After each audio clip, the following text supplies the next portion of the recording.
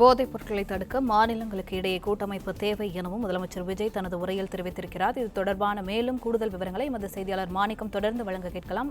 மாணிக்கம், இது குறித்த மேலும் விடுதல் விவரங்கள்.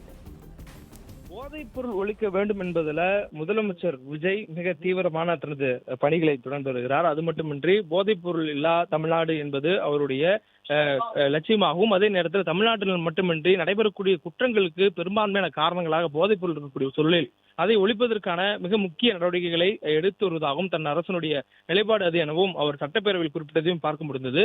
இந்த சூழலில் தமிழ்நாட்டுக்குள்ளாக போதை பொருட்கள் உற்பத்தி என்பது இல்லை என்றாலும் அண்டை மாநிலங்கள் வழியாகவும் கடல் வழியாகவும் தமிழ்நாட்டிற்குள்ளாக வரக்கூடியதை கட்டுப்படுத்த வேண்டிய தேவை இருப்பதாக அரசு தரப்பிலிருந்து கூறக்கூடிய நிலையில இது குறித்து முதலமைச்சர் அவர்கள் இன்று நடைபெற்றிருக்கக்கூடிய தென்னிந்திய முதலமைச்சருடைய இந்த மாநாடு, அதாவது சவுத் கவுன்சில் மீட்டிங்ல குறிப்பிட்டிருக்கிறார்.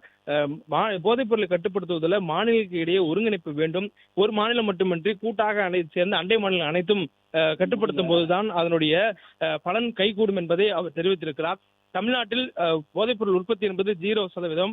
அதே நேரத்தில் அண்டை மாநிலங்களில் சில இடங்கள்ல பொருட்கள் உற்பத்தி செய்யக்கூடியது தொடர்ந்து நடைபெறுவதாலும் அண்டை மாநிலத்திலிருந்து போதைப் பொருட்களாக இருக்கக்கூடிய புகையிலை பொருட்களாக இருக்கக்கூடிய குட்கா, பான் மசாலா போன்றவை தமிழ்நாட்டுக்குள்ளாக ஊடுருவது. அது மட்டுமின்றி கஞ்சா உள்ளிட்டவையும் கொக்கைன் போன்றவைகளும் கடல் மார்க்கமாகவும் தலைமார்க்கமாகவும் ஒரு மாநிலத்திலிருந்து மற்றொரு மாநிலத்துக்கு கடத்தப்படுவது, இதன் மூலமாக ஒரு மாநிலத்துக்குள்ளாக போதைப் பொருளுடைய பயன்பாடு அதிகரிப்பது, இதை தொடர்ச்சியாக தடுப்பதற்கு பல்வேறு நடவடிக்கைகளை அரசு எடுத்திருக்கக்கூடிய நிலையில தென்னிந்திய இந்த தென் பிராந்தியமே ஒன்றிணைந்து செயல்படும் பொழுது முழுமையாக அதனை கட்டுப்படுத்த முடியும்.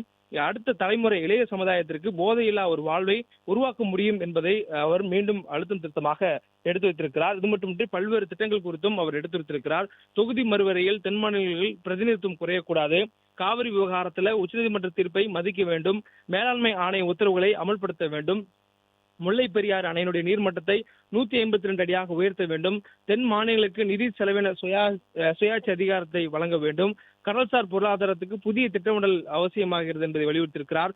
அதேபோன்று ஆன்லைன் மருந்து விற்பனையை ஒழுங்குபடுத்த வேண்டும் என்பதை வலியுறுத்தியிருக்கிறார். மாநில ஒதுக்கீட்டில் கூடிய MBBS படிப்புகளான அந்த மாணவர் சேர்க்கையை +2 மதிப்பெண் அடிப்படையிலேயே நடத்துவதற்கு அனுமதிக்க வேண்டும் என்று கேட்டிருக்கிறார். நீட் தேர்வு மூலமாக தேர்ச்சி பெறுவதற்கு மட்டுமே MBBS, BDS உள்ளிட்ட படிப்புகளில் சேர்வதற்கு அனுமதிக்கப்படக்கூடிய நிலையில அதிலிருந்து விலக்க வேண்டும். மத்திய பட்டியல் அதே போன்று மாநில பட்டியல் என்று இருக்கின்றது. 85% இடங்கள் மாநில பட்டியலும் 15% மத்திய பட்டியலும் நிரப்பக்கூடிய சூழல்ல மாநில பட்டியல் ஒதுக்கீட்டில் நிரப்பக்கூடிய அந்த இடங்களுக்கு +2 மதிப்பெண்ணிலேயே மாணவர் சேர்க்கை நடத்துவதற்கு, MBBS, BDS படிப்புகளுக்கு மாணவர் சேர்க்கை நடத்துவதற்கு அனுமதிக்க வேண்டும் என்பதை வலியுறுத்தியிருக்கிறார். அதே போன்று அண்டை மாநிலத்துடன் தமிழ்நாட்டில் இருக்கக்கூடிய சிக்கல்கள், நீண்ட கால சிக்கல்களாக இருக்கக்கூடியவற்றை குறித்தும் அவர் எடுத்து வைத்திருக்கிறார். மேலும் இந்த தென்னிந்திய முதலமைச்சர்கள் மாநாட்டில் பெங்களூர் மெட்ரோவை ஒசூர் நீட்டிப்பது குறித்தும் அவர் பேசியிருக்கிறார். இதுபோல் பல்வேறு விவகாரங்கள் குறித்து முதலமைச்சர் விஜய் அவர்கள் இந்த கூட்டத்தில் தமிழ்நாட்டுடைய பார்வையாக அதை எடுத்து வைத்திருக்கிறார்.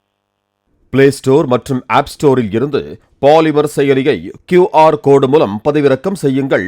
செய்திகளை உடனுக்குடன் பெறுங்கள்.